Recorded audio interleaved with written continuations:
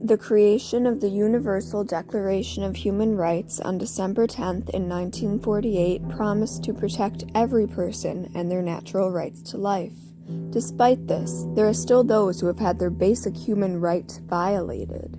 Juliana Dogbadzi is one such person, but she did not let these crimes against her take away her motivation. She managed to fight for her own rights and now works to protect the rights of others who have experienced the same. When Juliana was just 7 years old, she was taken out of her home to be sent to a shrine, where she was a slave to a fetish priest. She spent 17 years of her life here, being forced to work and then given no food. She was raped for the first time when she was only 12, and then several times after that, resulting in 2 pregnancies. The most heinous part of this whole situation was that Juliana was not kidnapped or stolen, but rather her parents willingly took her to the shrine as atonement for her grandfather's crimes. In fact, the first time Juliana attempted to escape, she went to her parents, but they sent her right back in fear of what would happen to the family if she stayed with them. You would think that the clear violation of the Universal Declaration of Human Rights would make it easier to find someone to help her, right? Article 4 of the Declaration reads, "No one shall be held in slavery or servitude. Slavery and the slave trade shall be prohibited in all their forms." And these practices are painfully obvious in the ways they go against that. However, these actions were not frowned upon where Juliana was from in Ghana.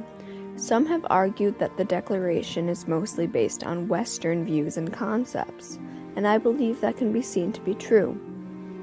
Modern practices in some African countries, such as Ghana, Togo, and Benin, still allow for fetish priests to practice tricosi, the act of having human sex slaves.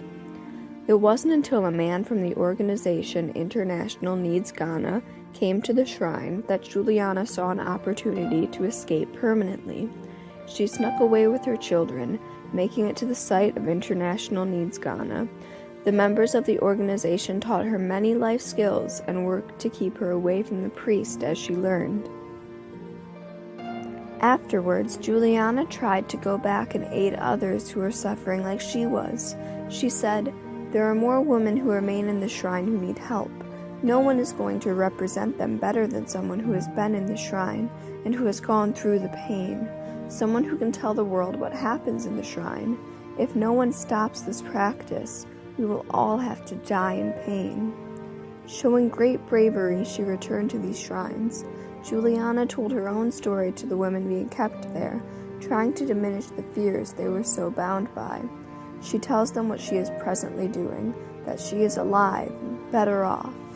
Remarkably, Juliana even speaks directly to the priests in hopes of helping them to understand the pain that the women have endured.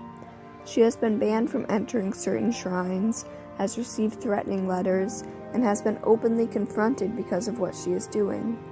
But the dangers have not stopped her. As she said, "I am prepared to die for a good cause." At the moment, Juliana is working with 8 girls in the organization to disband tricosi. They are working to ensure enforcement of the law and to get allied organizations in the republics of Togo and Benin to stop these practices as well. Thanks to the help from International Needs and her own confidence, Juliana is now living what she considers life like any other woman, and continuing to help those who can still not live this kind of life.